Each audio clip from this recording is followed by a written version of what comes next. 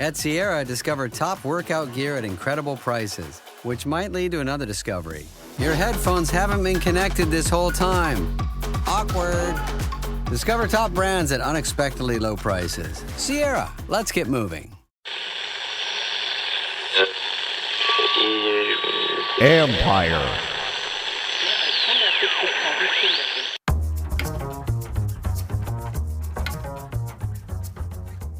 Hey babies, hey babies, hey babies, hey babies, hey babies. Hi everyone, hi everyone. Happy Monday, everybody. What a year it's been around here. Wow. Commanders crazy turnaround. Capitals getting everything right. Blowing out good teams now, heading towards the playoffs. Ovi's probably going to break the record. Maryland's back, baby. My life's pretty good these days. Maryland's back. I mean, you forgot to say the Wizards are actually tanking for once, too. They don't exist in my world right now. But they're finally. I love your other team right now. I can't spend an iota of brain cells on them right now. I just can't do it. But they're actually tanking. Like they are doing what we want them to do. I'm just saying it's. Do they still have the worst record, or do they suddenly not have the worst record anymore? Oh no, they have the worst record because they got shuffled under the rug last week. That they played their starters, but played them for like 10 minutes. Luckily, no one's paying attention to them. They are tanking in a way I've never seen before, which I'm happy about. So well, maybe all right, good, fine, whatever. I want to stick to the winners, please. Can we just stick to the winners for a little bit? Let's see. Last night was cool. Terps get to the Sweet 16 on a buzzer beater. Last time they had one of these, I actually got to attend it. That was Drew Nicholas when I was covering the team back at the time, when I was covering the Redskins and the Terps at the time for 980. I went to the Drew Nicholas one where he hit the three-pointer, and it was one of my favorite sports moments of all time, where Gary Williams lost his cookies, turned around, looked at the scores table, and he said, because I'm sitting right behind the scores table, you better not effing take this away from me, because it was very close. And obviously, he made the shot and they moved on. And this first one since then, first time they've been in the Sweet 16 in a while. They played it extremely. These are the scary ones. They got a low seed, so they look like a major underdog. But that team was in the NCAA tournament because they got so red hot at the end of the year. They'd won 11 straight. Honestly, I can get into this because I'm going to talk about Kevin Willard in a minute. But offensively better coach team. Frankly, they actually run a system. They don't have as good of players, obviously, as Maryland does.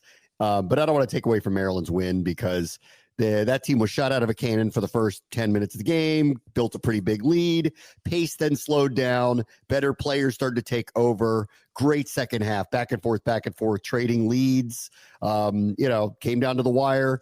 And I think Maryland wisely did the right thing. Give it to your best player, see what happens. And he made an outstanding play, an outstanding shot. And I don't even know why there's a controversy about whether he traveled. He did not. I don't know. Have you not watched basketball before? There are calls that were way, way, way, way, way dicier or worse than this. And I don't think he traveled. And I don't even think it was actually close. And I don't know why they had all these multifaceted, multi-camera breakdowns of it. He clearly did not. So in my mind, there's no controversy on the last shot at all.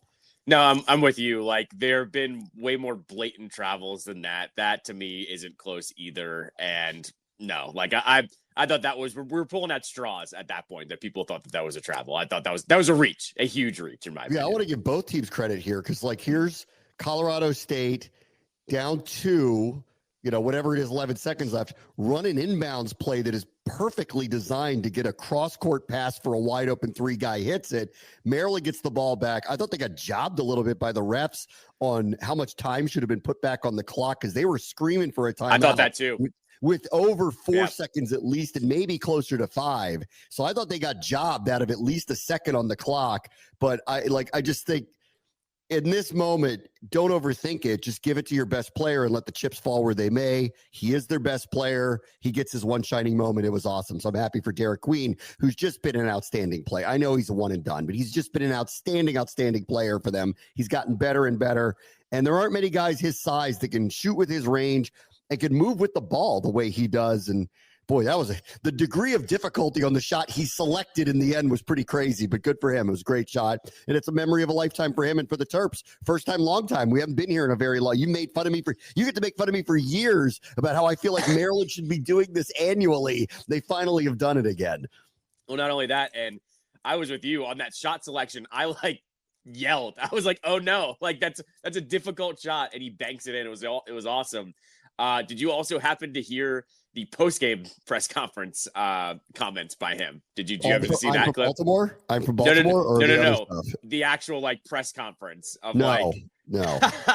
Oh, this is all timer. So you're gonna have to look this up after the show. Like they asked him, like it was something along the lines of, Kevin Willard has come out and had a week or whatever, but like, why do you like him? And Queen right away just goes, he pays us the money, and he goes, he's a player's coach.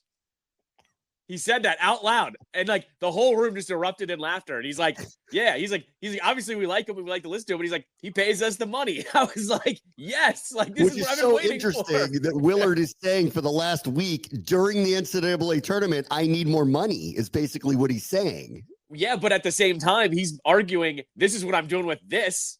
Give me more, and look what I'm going to do after that. So I actually think that was a great kind of little play by Queen. I don't know if they talked about that before, but that was fantastic because Kevin Willard, best week ever for him at this point. Yeah. And to your point of like making fun of you, yeah, I do, because every single year it's, we've got the team and they can't make it to the Sweet 16. They finally did it this time. So I will say that. It's been a little while. They've had very, very good players. They haven't had one like this in a while. They haven't had one of these like clearly one and done, going to be a lottery to pick type player. Right. And he's lived up to the hype. I mean, he's been really, really, really outstanding. I could nitpick about what I think it's going to take for him to transition to the next level. But on the collegiate level, he's been as good as anybody at his size, like in the country. Like he's just been outstanding for them. And that's a big difference when you have somebody like that on your team. And good for them. They won. That was a really red hot team. They caught the wrong type of team. Sometimes you get a bad draw and you don't even know it. I remember when they first got into the bracket and I'm like, well, I don't know anything about Grand Canyon, but because I knew Memphis's star player was hurt, I'm like, boy, it feels like a cakewalk into the Sweet 16. Then you learn a little bit more about Colorado State because who in the world's watching them? And then I saw their first round match and I went, oh God, like, these guys are red hot. They're very well coached. They could shoot. And if they play at pace, you could get in trouble with them. And early in the game, Maryland did. They got in trouble with them. Those guys could not miss. And they were playing at a breakneck pace. And I was sitting there watching going, they're going to have to slow it down. They can't keep this up. And once it does slow down, better players typically win. And Maryland's got a very, very, very good team. I did love that Jalen Rose has been on their first couple of games of the NCAA tournament because he keeps having to bring up the Crab 5 thing, of which I would just say this, no offense to Maryland. That's an all-time basketball team that we're talking about, that Michigan team with Rose and Weber and Juwan Howard and the other two I'm forgetting right now. But, like, that's an all-time college basketball team. This is not. Right. Yeah, I hate that comparison. Like, I appreciate that they got, like, very creative with the name, and I love the name, but there's no, like, they're not going to go down in history as one of the greatest college basketball teams of all time. I guess unless they win it all, and then maybe that name will actually stick. But until they get there, they won't. That team is an all-time, one of the greatest ever college basketball teams. Yeah, but you know how it is. Like, people just want to come up with a nickname, and that's what's stuck this year. Like, I get it. I'm with you. I don't think anyone's calling them the Fab Five. This just happens to fit the nick. Like, if it fits the local and it fits the nickname, I think it's fine. To your point too of like first good team in a while, I will like always acknowledge this. I thought the best team that Turge had didn't get to play in the tournament, and that was the 2020 team when it was Anthony Cowan led, right? Like that was the one where I thought, oh, they've actually got like some older players. A couple players that had come over, like that was the one team where I thought they would actually make some noise. They unfortunately never got to play. I do always acknowledge, like I thought that team had a chance to win a couple of games and make it pretty far. What do you think of I'm from Baltimore, which is great? That really should be a T-shirt. I mean, it probably already is. I mean, Mr. Queen, you need to get that trademarked immediately because when the second he said it, I went, oh man, like every single kid in Baltimore is going to want the I'm from Baltimore gear in red and white or all the Maryland SKUs. Like they're going to have to do it. I'm from Baltimore was outstanding. So thumbs up. I know you probably didn't plan to say that it just came out, but I loved it. We all love it. And you need to trademark this immediately because your merch business was just birthed yesterday by you screaming that out loud. I was going to say it's going to be probably from our dude Motram or some NCAA collective or from Under Armour. With the Maryland colors, and then come around Orioles season and Ravens season, we're gonna have it in orange and black and purple and black too. Like that's right. That thing's gonna get printed in a bunch of different colors for sure. Yeah, like if the Ravens win a playoff game, Lamar screaming, "I'm from Baltimore," would just be, mwah. I mean, perfect. That's where we're at this point. Rose doing it perfect. Mwah. I'm from Baltimore. It'd be great. All right, let's go back to what started last week and has continued this week, and would have really, I think. Boy, it was quite a gambit for him Kevin Willard, to say the things that he said a week ago, and then to double down on it a couple days later after the first win. Derek Queen misses that shot last night, and this feels very different about what he did. And it was ironic because over the weekend, I was at a wedding, and at this wedding was held in College Park. Because the families are prominent Maryland alums. I've talked about this before, that I have, family members that are big boosters and kind of are in the know. So I had a lot of very deep conversations about people who support the program about what's going on here, because I've been trying to figure it out myself about what's going on. Number one, apparently Damon Evans was leaving anyway, that this wasn't actually just the power move, but like to ensure that he was leaving, he got pushed over the cliff by Kevin Willard, of which I would say from the people I spoke to who are kind of in the know about this were saying to me, good riddance a little bit, that they didn't love him anyway. Like, and I got a pretty good sense, even on Twitter too, that there was not anybody crying over him leaving and taking that SMU deal, and a lot of them nodding their heads about what Kevin Willard had publicly stated, which was essentially, you're not giving me enough money to win, and that's on you. You're not giving me the resources to do what I need to do to make this a top-tier program, and that's what we all want. And three, when I asked you for simple stuff that's not that big of a deal, you block me and you're making it hard for me. Like when he told this story about not being able to like keep the team in New York for Christmas because they played in a tournament around there because it was quote unquote too expensive. He's basically saying we're not some small time D2 school who obviously can't afford stuff like this.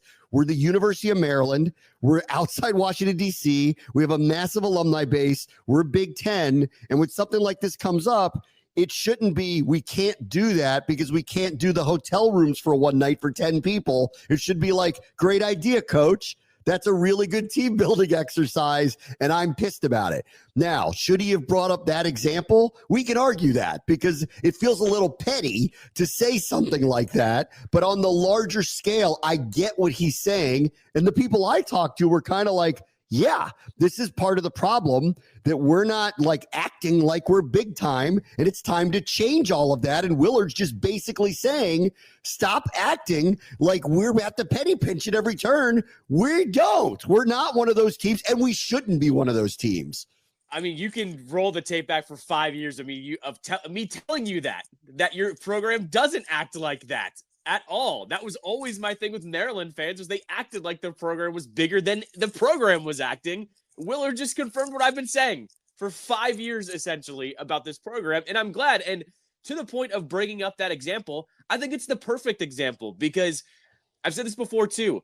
The programs that are going to get these one and dones or these premier players in the transfer portal, you have to have those little things work out. Like, they don't seem like a big deal, but they actually are, because then that player is going to turn around and go, what do you mean we can't stay there for Christmas? Or like, they said we can't afford it. What do you mean? Like, I know you're making a bunch of money off of what I'm doing.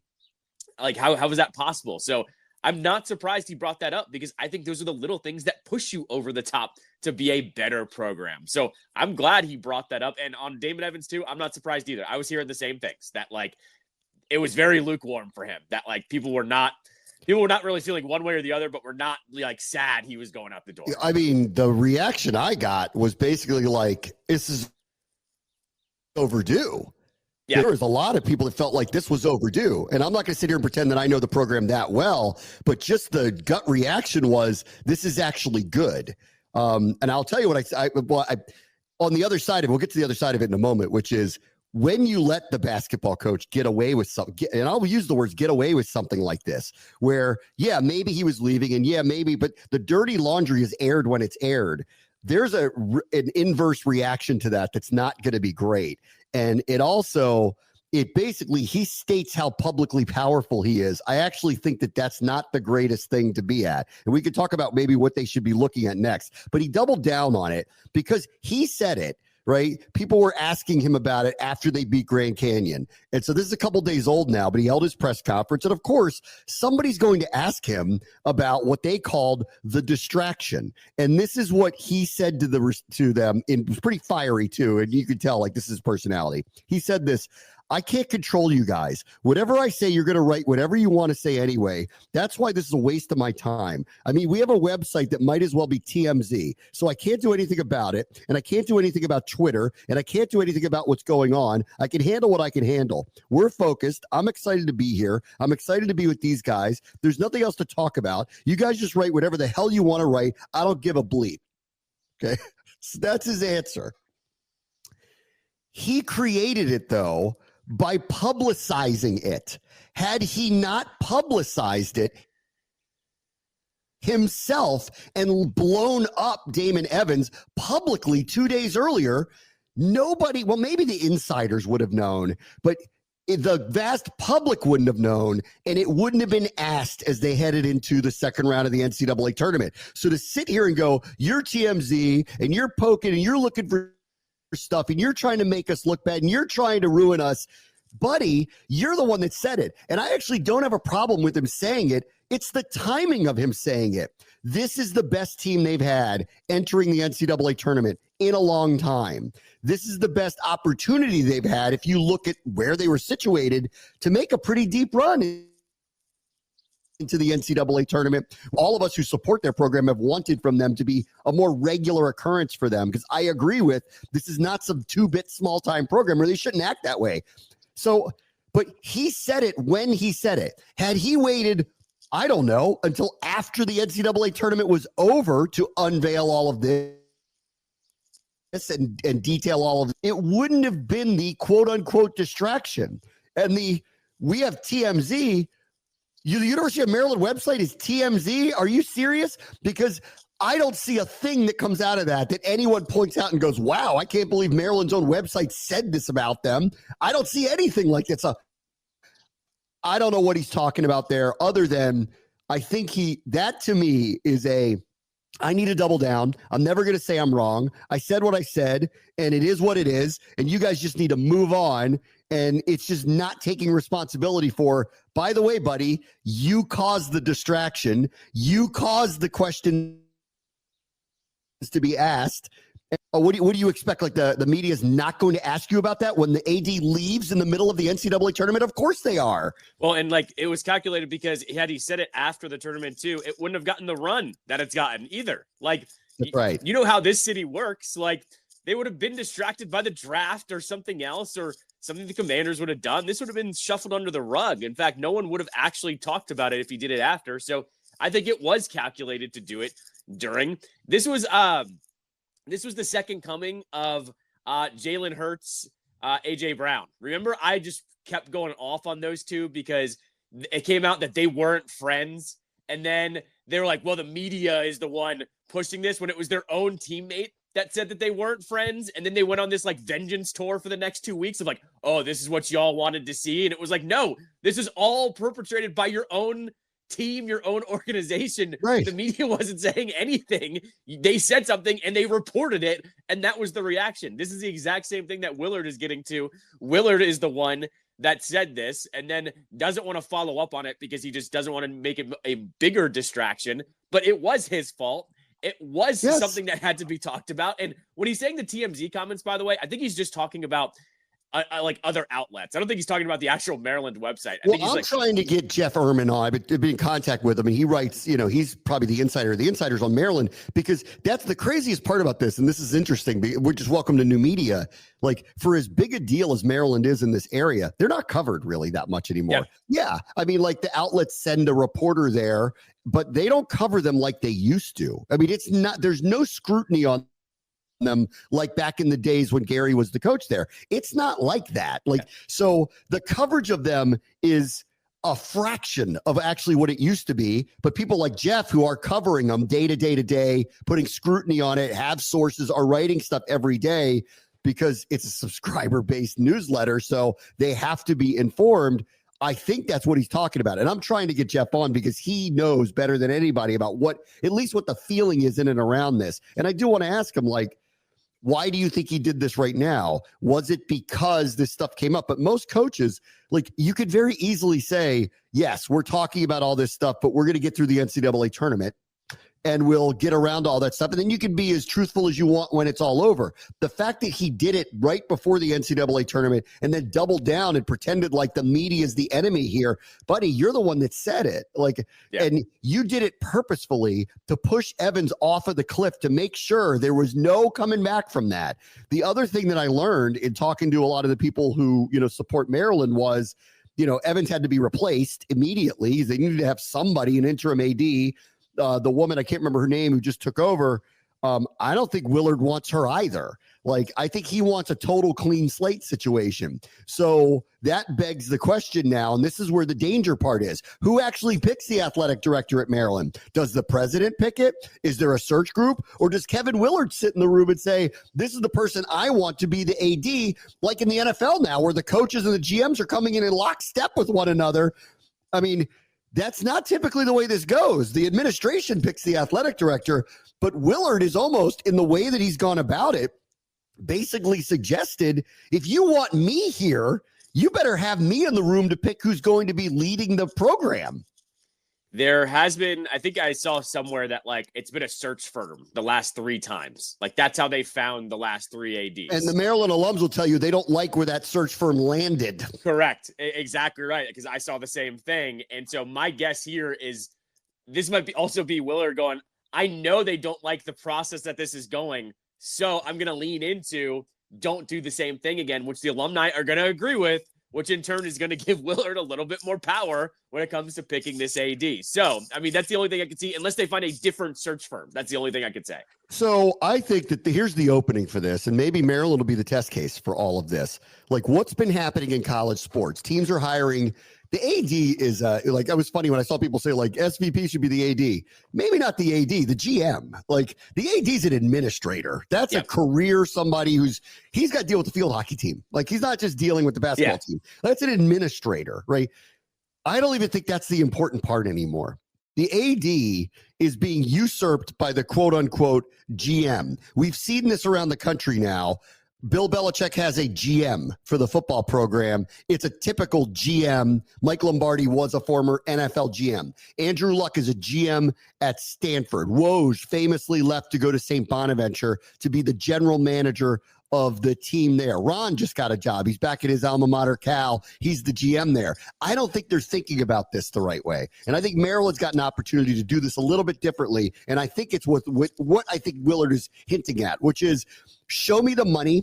We need somebody here who knows how to bring people in. The GM needs to be a high-powered agent. That's who it needs to be. It's not some famous alum that you've had there that's just a figurehead and is going to no, you need, the Knicks got Leon Rose. The Terps need a agent to come in and start recruiting the players with money and opportunity. And those are the people who know how to do that. So you want to really think outside the box? Go get somebody who's a lead at Fanatics. Go get somebody who's a major agent. Go to Rich Paul and say, who should be the GM of our team that you can help us get some of these players to come here and become your clients, and they grow here and they end up going to the NBA. That's where they need to think and move. This isn't go find the most famous Maryland person you can think of and make them a figurehead. That's not what they should be thinking about right now. Well, yeah, and I think I still think this stems off of a little bit what I was estimating like last week. And this is, like I said, pure guessing, but I think he's also going, this is the program that's going to get you on the map. Like, Mike Loxley's not going to put the football team on the map with who they have to play every single year in the Big Ten. Like, they are so far behind all the other teams in the Big Ten. He's going, invest more over here because I've already got you to this point with what you've given me. I can get you even further too. Like, I think he's pretty much saying, like, let's reprioritize a little bit here. He's not saying like cut everything, but he's saying let's reprioritize here a little bit because look at all the noise I'm already making for your school too. The interesting part too is, and like when he says the show me the money part of it, I hear him on that, but like they do have Derek Queen on this team. So they were able, who admitted after hitting a game-winning shot, he paid me money. Right. They also have some $50 million basketball facility that is going to be finished and open. So in Damon Evans and Maryland's defense, they are doing things to try to make them better.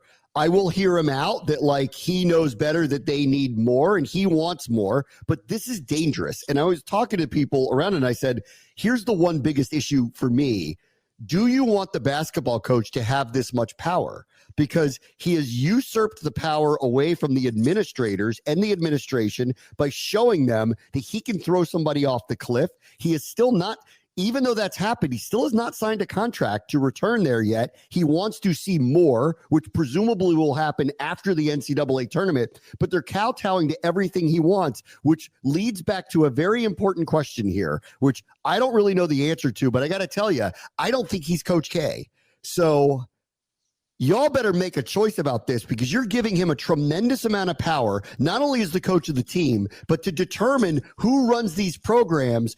And that means you think he's Rick Pitino, John Calipari, Coach K. You think he's one of those people. You better be right about that. Because if he's going to end up doing all of this and being God over in College Park, then that God better show the results on the court every single year. He better be that if this is what you're going to do. So when I said to him, I'm like, how much power do you want to give him? I wasn't a very clear answer about that. And there shouldn't be, because his track record is really, really good. And I've heard really good things about him. I watch his teams play. I could nitpick that and go, I'm not really sure what offense they run. You explain to me what offense they run. I think they have very good players right now, and they're beating teams that aren't as good as them. Let's see as the tournament moves along. But do I think he's John Wooden or Coach K? I don't. But y'all, if you give him this type of power, you're saying you think he is. That's an important question they need to answer for themselves before they move forward here with all of this stuff. I mean, but even if they do, they won't, like, he will have no excuse moving forward, right? He will have more resources, everything. So I will say, you're at least saying, all right, you're going to talk the talk. Let's see if you can walk the walk here and be a little bit more consistent. Because here's what I'll say. Maryland had this problem when they had the best 1-2 punch when it came to Ralph Friedgen and Gary Williams. They both basically got let go for stupid reasons, and that they were becoming too legendary, essentially. Like, that was the problem with both of them. Now, like Gary, we could argue about him getting older and stuff like that, not being able to recruit, but he was still good to go every once in a while with a good team. So I'm just posing this to you as the Maryland fan. Like, you used to have it this way, where the coaches had a little bit more power, and then someone decided, no, we can't have that. And then they became irrelevant for a long time in both sports. So there was always take your pick. I think it's healthy to have a push-pull checks and balances of a program. Maybe that's just not modern anymore, and they need to be on the same because of the money. Because of the money, it's different. But like Gary and Debbie Yao were button heads. Yeah. Constantly. In fact, I think if she was honest, like, you know, back in the day, she would have fired him, you know, like, cause they were just button heads all the time. But the Maryland fans, for good reason, loved him because they were always there. The results were always there. Right. So like, it's one of those things where I just go back to, this is going to be interesting. Like, how much power are they going to be willing to give him? Because he's basically took a public position of, I'm in charge here now, guys. And I'm going to hand pick who runs our program for us from a general manager perspective. And you're going to show me the money and the way to get to where I need to get to win all the time. So you guys stop complaining about me. And that's dangerous. The other thing here is, and I was talking to a bunch of the people about this, because what's Locke's future if they are, obviously there's a big shakeup now. A new AD comes in, maybe a GM, et cetera, whatever comes in. He's going to have to hunker down and protect what's his at this point, because the results, we've talked about this a million times. I love Locks, but the results are not there. Granted, he's got his Derek Queen now. He's got some top 5 quarterback that's coming in, and I wouldn't make any kind of changes. It's the spring. I wouldn't make any kind of changes now, no matter what. Let it play out with this quarterback. They got a crazy, crazy prospect quarterback coming in here. Give him an opportunity. But if it goes the way it's always gone, which is a lot of hype, 3-0, lose to Michigan 54-7, end up 7-5 or 6-6, and go to the Duke's Mayo Bowl. Well, I think we got to start talking about this. And once you get some fresh eyes on it, I think there might be some interesting things that come out of that. But what they all told me over the weekend was, he just got a new deal. We can't buy him out. He's not going anywhere, not at least initially, unless new AD comes in, new money starts rolling in, and then things could change. But I do think Locks will be, he's going to have to think about, Willard just showed he has the power now. Locks is going to need to figure out how to stake his position.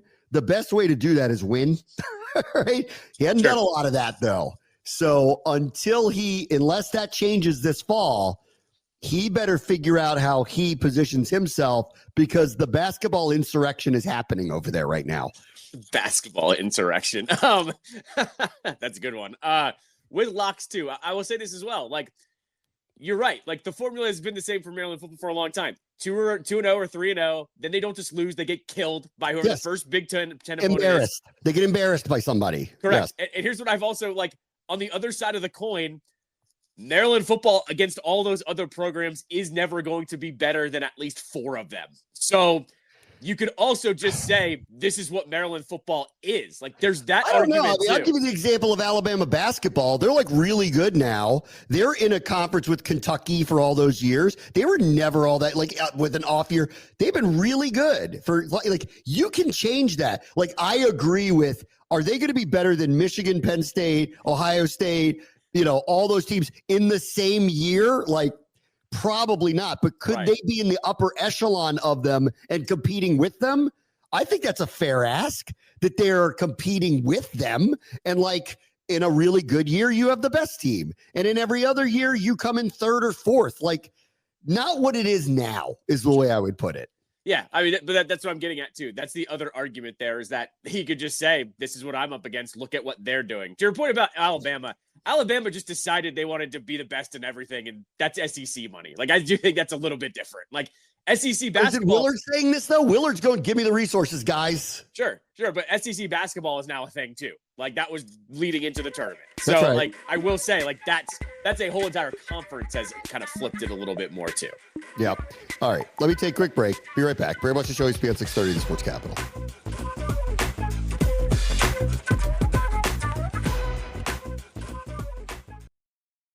Eczema isn't always obvious, but it's real. And so is the relief from Ebglyss. After an initial dosing phase of 16 weeks, about 4 in 10 people taking Ebglyss achieved itch relief and clear or almost clear skin. And most of those people maintain skin that's still more clear at 1 year with monthly dosing. Ebglyss, lebrikizumab LBKZ, a 250 milligram per 2 milliliter injection, is a prescription medicine used to treat adults and children 12 years of age and older who weigh at least 88 pounds or 40 kilograms with moderate to severe eczema, also called atopic dermatitis, that is not well controlled with prescription therapies used on the skin or topicals, or who cannot use topical therapies. Ebglyss can be used with or without topical corticosteroids. Don't use if you're allergic to Ebglyss. Allergic reactions can occur that can be severe. Eye problems can occur. Tell your doctor if you have new or worsening eye problems. You should not receive a live vaccine when treated with Ebglyss. Before starting Ebglyss, tell your doctor if you have a parasitic infection. Searching for real relief? Ask your doctor about Ebglyss and visit ebglyss.lilly.com or call 1-800-LILY-RX or 1-800-545-5979. Some people just know they could save hundreds on car insurance by checking Allstate first. To check the Jumbotron first, before attempting to eat a stack of Supreme nachos in one bite. Now you're just a meme that everyone shares on game day. Checking first is smart, so check Allstate first for a quote that could save you hundreds. You're in good hands with Allstate. Savings vary, subject to terms, conditions, and availability. Allstate Fire and Casualty Insurance Company and Affiliates, Northbrook, Illinois.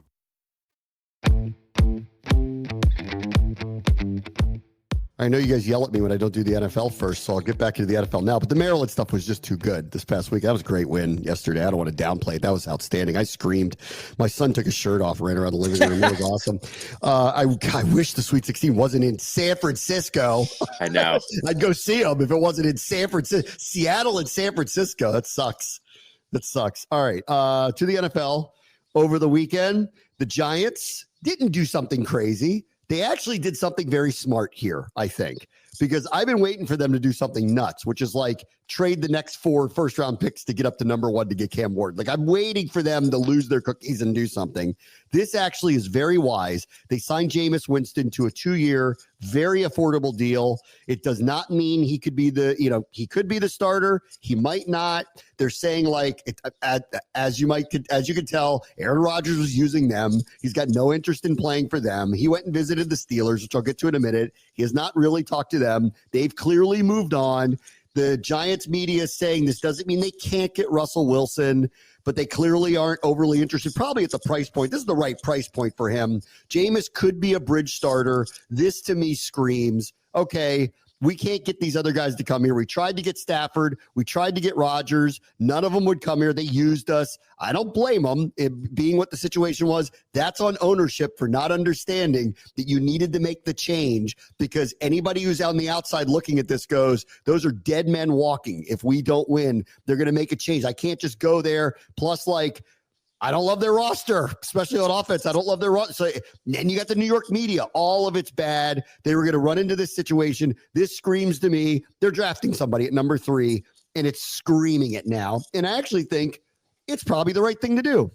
Is Shador, or if it is Cam Ward, really ready to go on day 1? Well, if they're not, they got a guy who's been around the block a million times, who can be a bridge starter for a year. This yells he'll be starting week 1, and whoever the rookie is will be starting by week 10. That's what it is. And it also leads me more to believe now, because Cam Ward is not going to be there at number 3.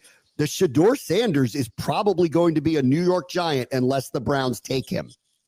The other side here, too, is with Jameis, is that it simmers the whole thing down a little bit. Like, can you think of a more opposite, a more foil individual than Aaron Rodgers for the New York media than Jameis Winston? Like, this is actually a good fit for a team that's not going to be good again, probably. Jameis is going to bring the temperature down every day. So I do think this was a good move by the Giants as well. I do, too. That Jameis is going to essentially, like, kind of deflect a lot of this. Like, I don't know if you saw his media stuff during the Super Bowl, like the stuff he was doing all week, where he was like going out and like going to restaurants and stuff. And like, he's beloved by people, not only by the fans, but by the media too.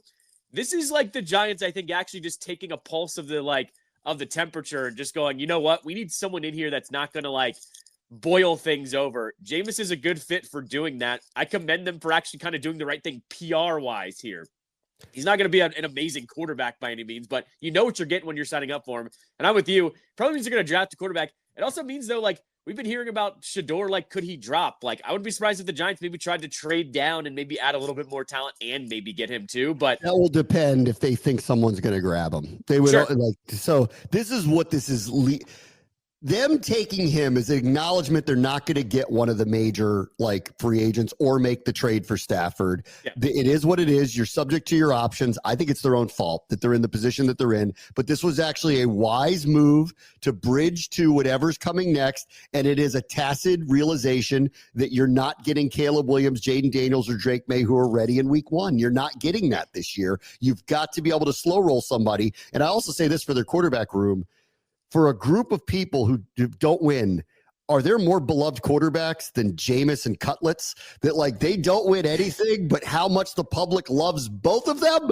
yeah, No, I mean, all they need to do is sign Gardner Minshew, and that's like the most beloved quarterback room of all time. So and it doesn't win. Yeah, exactly. Right. Yeah. No, 100%. So that's what I'm saying too. Like, he's going to deal with the New York media, and he's going to deflect in a way that we haven't seen with them before too. And they're actually going to like eat it up. I bet you $1 million we're going to get a bunch of viral clips of Jameis all summer long, even though he's like not that good. Like I said, this is a good PR move by them as well. Yeah. And if he is going to be their starter, if Malik Neighbors is not the number 1 pick in fantasy, you all are stupid. I agree. He's going to have in every game 20 targets, 17 receptions, 283 yards, and the Giants lose. Yeah. Yeah. It's going to be a great season for Malik Neighbors, not for them. That's right.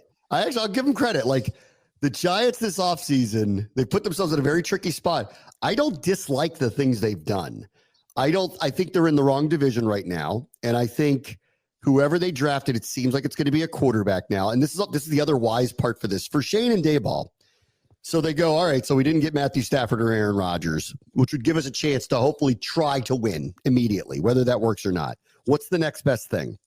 Get a quarterback, draft a quarterback, start the bridge quarterback. They can't fire us until we see what the development of the young quarterback is. And if you slow roll that into late into the first season, if not into the second season, well, how can you walk away from the coaching staff until you give them a chance to coach the quarterback that you drafted? So that's where this is going. Whoever they draft won't start day one. Jameis will, because they're going to slow roll the whole thing because they're trying to keep their jobs beyond this season, period. Unless they're so terrible, they get the first overall pick and they want to hit the reset button again next year, which that could happen. Like, they haven't been that good. So, like, I'm just saying, I think that is a possibility. If I'm the Maras, okay, I am telling them, if you can get the first round pick at a reasonable price, I'll hear you out, but you're not leveraging everything into the future. In fact, this is where they have to step in and go, I couldn't sleep at night because of the Saquon thing. I'm really not going to be able to sleep at night if you give up 3 first-round picks for a quarterback that no one thinks is Jaden Daniels. That's right. Yeah, I'm going to be a sleep paranoia if you trade 3 first-rounders. Yeah. Let's see. Aaron Rodgers did meet with the Pittsburgh brass. So he came out from wherever he was, Somalia, whatever he was doing, eating weird, or you're right, who knows? Herbs from Costa Rica, whatever he was doing. He came out from that and he went to meet with them. And I don't know where he is, because why wouldn't he just sign with them? He's got a relationship with that coach. They always are very good. They're never bad. They're always good. Like, he makes them better, period. I don't care what you think of him. He makes them better than what they were. Why doesn't he just sign with them? How is that not really a good option for him? I think at this point, it's him doing the Favre. He just wants the attention. I think that's the only thing that's holding him back, because this is the only team now, right? There's no other team that wants him. That's right. Like, even the Vikings had to basically come out and say, we're going with JJ. We're not really waiting for this guy anymore. Like, this is like, he has no other options. This is him just milking it. This is him having his Favre moment. Where's Rachel Nichols on the lawn of Aaron Rodgers' house? That's what we need. I wonder if she misses that or PTSD'd by it. I wonder. We'd have to ask her. Zach, he knows. He talks to her all the time. We'll ask her. Very true. It's very true. Is that the next episode on the Monumental Show? That's right. Maybe it is. So, yeah. All right. Let me take a quick break. Ray, watch the show. He's at 6:30 Sports Capital.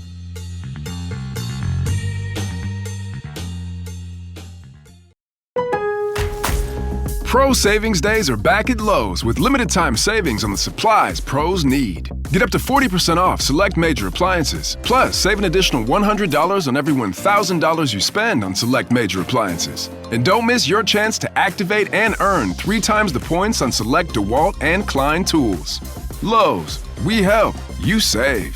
Valid through 3/28. Selection varies by location. While supplies last. See associate or Lowe's.com for more details on qualifying items. I was never really a runner. The way I see running is a gift, especially when you have stage 4 cancer. I'm Anne. I'm running the Boston Marathon, presented by Bank of America. I run for Dana-Farber Cancer Institute to give people like me a chance to thrive in life, even with cancer. Join Bank of America in helping Anne's cause. Give if you can at BofA.com/supportAnne. What would you like the power to do? References to charitable organizations is not an endorsement by Bank of America Corporation. Copyright 2025.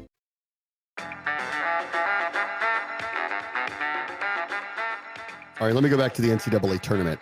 I picked Auburn to win it all. I had Duke in the Final Four, but after this weekend, they look unstoppable. They kill people. And now the Cooper flag is fine. I will legitimately be surprised if they don't win the whole thing. They just look absolutely unstoppable. When you are beating big schools, big programs handily by 20, 30 points, then they show some like graphic that they've won 10 games by 30 plus points this year. The ACC isn't dreck. Like, I don't know. They just look unbeatable to me. No, this was a hot knife butter situation. They were just rough shot through everybody for the first 2 games. So yeah, I'm with you. I'm not going to be surprised if they do win the whole thing. Yeah. Let's see. I don't know if you watched a little bit of Arkansas St. John's. That was cool. We had the Cal Patino battle. It totally lived up to the billing. I got to tell you, these are why these guys are good coaches. Those dudes played hard. Yep. That was a very, very physical basketball game. It's everything you want in competition. Shows you who they are.